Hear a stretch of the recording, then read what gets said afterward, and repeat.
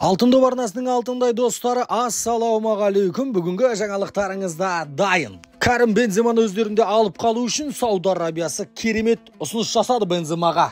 Интер клубы Италия суперкубогының чемпионы атанды.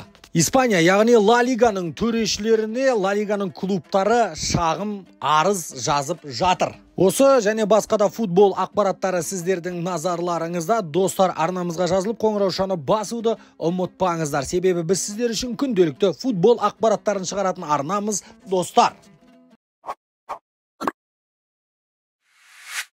Хендерсон Аякстың ойыншысы атанды, және де енді Сауд Арабиясы жайлы әңгімесін айта берсе болады. Негізінде Сауд Арабиясы Хендерсон Сауд Арабиясын мақтағаны үшін де ақша төленетіні белгілі болып қалды ғой. Енді кейбір мәселелерде, келісім шарттарда, мысалы Неймардың келісім шартында сондай келісім болды. Әр Сауд Арабиясының жақсы жағанын айтқан үшін әр постына 500 мың евродай төленеді деген ақпараттарда болған еді. Енді Хендерсон не дегенмен де кетіп қалды. Енді әңгімесін айта беруге болады, бірақ адамгершілікке салынып Хендерсон айтты: мен енді Сауд Арабиясынан кеткеннен кейін бәрі күтіп отыр, Сауд Арабиясын жамандайды деп. Бірақ мен олай жасамаймын. Сауд Арабиясы, рас, менің ыңғайыма келмеді, бірақ ол жақта да бәсекелестік бар деп қысқа ғана түйіндеді, қысқа ғана қайырды әңгімесін. Бірақ Лапорт сол жақта жүріп, сол жақты жамандап жатыр. Сауд Арабиясының деңгейі сәл төмен, Европаға жетпейтіні анық. Және Сауд Арабиясында бір келісімге келген сияқты боласың, орындаймыз дейді, бірақ орындамайды. Одан бөлек Сауд Арабиясында қазіргі таңда менің күнделікті 3 сағатым кептелісте өтіп жатыр, деді Лапорт. Енді оған қарамастан мықтыларды тартудан шаршамайды Сауд Арабиясы. Келесі осы маусым біткеннен кейін жазғы трансферлік терезеге 2 миллиардтан астам қаржы бөлгелі отыр. Негізгі сатып алғысы келіп отырған ойыншылары келесі маусымда ол Мухаммед Салах, қазіргі таңда Ливерпуль клубының көшбасшысы, және де Ситидің көшбасшысы Де Брюйнені да қатарларына қосқысы келеді. Енді ол қолдарынан келеді ма, келмейді ма, осы маусым біткеннен кейін көретін боламыз. Сауд Арабиясына нақты бір сенетін, нақты жасай алады деген нәрсе ол енді келесі маусымда, осы маусым біткеннен кейін жазғы трансферлік терезеде тағы да топырлатып біршама ойыншыны алатындары анық. Ал енді біз топырлатып бонустарды беретін сенімді серіктесіміз Париматч жайлы айта кетейік. Адреналинге толы футбол апталығы, жаңа апта, футбол алаңындағы эмоциялардың өрлеуі. Париматч Қазақстанмен бірге өз фаворитің үшін жанкөр болып ойынға қосыл. Біздің сенімді серіктесіміз Париматч Қазақстаннан 150 мың теңгеге дейін бонус және 2 мың теңге қосымша фрибет алғыңыз келсе, видео астындағы сілтемеге өтіңіз. Енді Карим Бенземаның да болашағы бұлыңғыр, белгісіз болып жатқан жайы бар. Карим Бенземаны алып қалу үшін Сауд Арабиясы жақсы жұмыстар жасап жатыр, және де өздері кездесіп, басшылары Аль-Иттихадтың, Сауд Арабиясының футбол федерациясының басшылықтары кездесіп, осы Карим Бенземаны қалтыруға тырысатын болады. Және де егерде Аль-Иттихад ұнамай жатқан болатын болса, басқа сол жергілікті командалардың басқа командаға ауысуына рұқсат береді, таңдау беретін болады деген ақпараттар да шығып жатыр. Ал RMC спорт басылымының айтуынша, Карим Бензема қалайда Сауд Арабиясынан кетіп қалғысы келеді, ол жақта қалғысы келмейді. Ал енді Карим Бенземаға дәл қазір Лион қызығып отыр дейді. Лионның қаржылай жағдайын біз білеміз. Карим Бенземаның жалақысын төлеп бере алмайды, егер жалға алатын болса да. Енді RMC спорттың тағы да бір ақпараты: Карим Бензема АПЛ-ға келеді. АПЛ-ға бару мүмкіндігі өте жоғары. Себебі Карим Бенземаға АПЛ-да қызығып отырған топ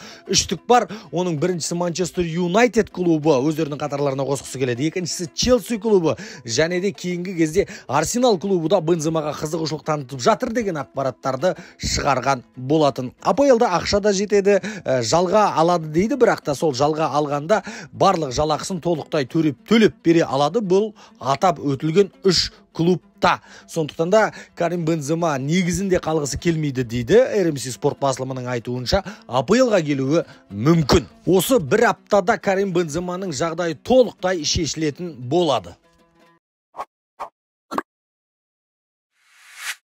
Түнде Италия супер кубогы өтті. Финалда қызыл қағаз алып қалған қандай қиын. Симеоне қызыл қағаз алды және де жағдайлары өте қиындады. 90 минутқа дейін гол соқтырмаған еді. Бірақта әккі қу мықты Мартинес Лаутаро өзінің тағы да топ шабуылшы екенін осы жерде де дәлелдеп кетті. Инзагиге де құрмет қошемет ерекше және де Италияның 3 рет қатарынан супер кубогын ұтты. Қазіргі Интер клубы. Мәселе бұл жерде Интерде емес. Интер өте жақсы ойнап келе жатыр. Мәселе Наполида. Наполидің ойыны құлдырап келе жатыр күннен күнге.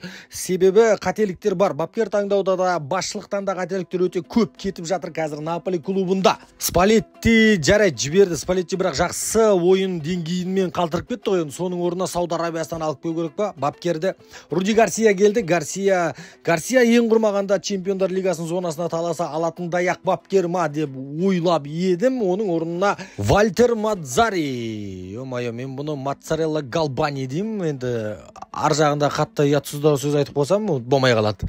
Енді бұл бапкер маған ұнамайды. Негізінде бұл Аурелионың, Наполидің президентінің досы болғандықтан отыр. Енді ол жақта да таныс жақсы рөл ойнайтын сияқты. Себебі досына берем деп өзінің командасын бытшы шығып жатқанында қарап отырған жоқ. Не болса да осы маусымның соңына дейін шыдағысы келеді, бірақ шыдай алады ма, алмайды ма, ол да белгісіз. Енді шыдай алмай жатқан күннің өзінде Антонио Конте немесе Жозе Мауриньо келеді деген ақпараттар бар. Екеуінің қай жағынан қараса да Моцарелла Галбанидан әлде қайда артық деп айта аламыз. Және де Наполида тағы да бір кикілжің туып жатыр. Наполидің ұпайларын да алып тастауы мүмкін. Неге десеңіздер, 2020 жылы Виктор Осимхенді қатарларына қосқан кезде құжаттарды қате тапсырған, яғни басқа сандарды жазған құжаттарға деген әңгімелер шығып жатыр және де тексеріс болады, ұпайлары алынып тастауы мүмкін. Жай ғана айыппұлмен құтылмайды деп жатыр. Енді бір сәйкестік бар бұл жерде. Ювентус клубы білесіздер, Суперлигаға кіремін деген кезде кәдімгідей қысып жіберген болатын. Енді Италияда жалғыз осы Наполи, қазір мен қорықпай Суперлигаға кіргім келеді деп отырған, өзі ойын ашық айтып отырған Наполи, және де Наполиға УЕФАның, ФИФАның тарапынан осындай қысым басталып кетті ма деген ойда келеді. Бұл сәйкестік па, немесе болуы тиіс нәрсе ме?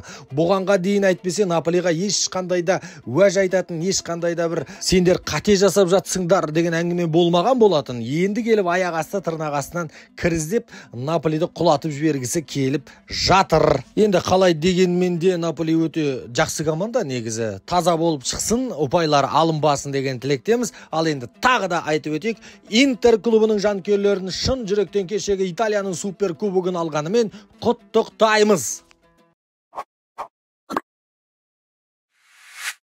Алдында ойнап кеткен Испанияның ойындарына қайта оралуға тура келіп тұр, себебі шулап жатыр барлық халық. Енді бірінші Жиронадан бастай кетейік. Жирона Севильяны талқандап тастады және де Добик өте тамаша ойын көрсетті. 13-ші, 15-ші, 19-ші минуттарда гол салып хет-трик, ең жылдам хет-триктердің бірін жасады. Испанияда, Ла Лигада өте сәтті бастады. Жиронаға респект. Жирона жақсы келе жатыр негізінде. Жирона Ла Лиганы алып кетсе де ешқандай да өкінішім жоқ, тек қуанар едім. Ла Лигада да бәсекелестік күшейіп, жаңа команда шыққаны жақсы деп ойлаймын. Енді әңгіменің бәрі Реал Мадрид Альмерияның ойынына келіп тіреліп тұр. Барлық Испания, барлық Ла Лига өте нашар төрешілер жайлы айтып жатыр. Жалпы Испанияның төрешілері өте нашар деген ақпараттар көп. Ал енді мына Реал Мадрид Альмерияның ойыны енді масқара дегенге келтірді. Позор. Альмерияның шабуылшысы бұл ойынды Челси мен Барселонаның Чемпиондар лигасындағы әділетсіз ойынымен де салыстырып жатыр. Реал Мадридқа бұл ойынды төрешілер алып берді деп санайды барлық Ла Лиганың қатысушылары. Жиронаның президенті бұл ойынды, бұл төрелікті позор деп санады. Әлбетте Барселонада қарап қалған жоқ. Барселонада бұл масқара деп санады және де сол ойындағы төрешілерге шағымданамыз деп жатыр. Барселонаның басшылықтары Лапортадан бастап ашық айқасқа кірісеміз дейді. Және де бұндай төрелік болмайды. Жалпы Испанияның төрешілеріне де шағымданамыз. Балық басынан шірейді, басынан бастап ауыстырып тастау керек төрешілерді деді. Енді бұл жерде кикілжіңдер, кейбір вар төрешілері мен жалпы төрешілердің арасындағы ақпараттар, әңгімелерде сыртқа шығып кеткен көрінеді. 86-ші минутта Винисиус Альмерияның қорғаушысын шынтағымен соғып кеткен, соққанын айтқан вар төреші, жалпы алаңдағы төрешіге. Бірақ та алаңдағы төреші ешқандай да шешім қабылдамаған. Кейбір жерлерде бұндай қателіктер үшін ойыншыны ойыннан қуып жібереді, қызыл қағаз беріп. Ала Винисиусқа сары қағазда берілген жоқ деген ақпараттар бар. Және де енді талқыланып жатқан әңгіме, Винисиус екінші голды иықпен салды ма, қолмен салды ма деген әңгіме өте көп. Енді әр қандай ракурстан қарағанда әртүрлі көрінеді. Негізі бір ракурста иықпен салған сияқты, бір ракурста қолмен салынған сияқты. Бір жерде алдағы қорғаушыны итеріп тастаған тәрізді. Енді бірақ оның бәрін төреші варға барып тұрып көріп келді. Меніңше енді варға барып көріп, егер сол жерде қате шешім қабылдайтын болса, онда ондай төрешінің не керегі бар? Жалпы Ла Лиганың төрешілеріне өте көп шағымдар түсіп жатады. Дәл осы Реал Мадрид Альмерияның ойынын жүргізген төреші Маэсо атты мырзаның төрешінің мәселесін майшаммен қарап жатыр. Мансабы осы жерден аяқталуда мүмкін, жалпы жұмыстан шеттетуде қарастырылуда дейді. Себебі Ла Лиганың біршама клубтары шағым жазып тастаған екен. Бүгінге осы арнамызға жазылуды, қоңыраушаны басып қоюды ұмытпаңыздар. Ертең кездескенше. Назарларыңызға рахмет, достар.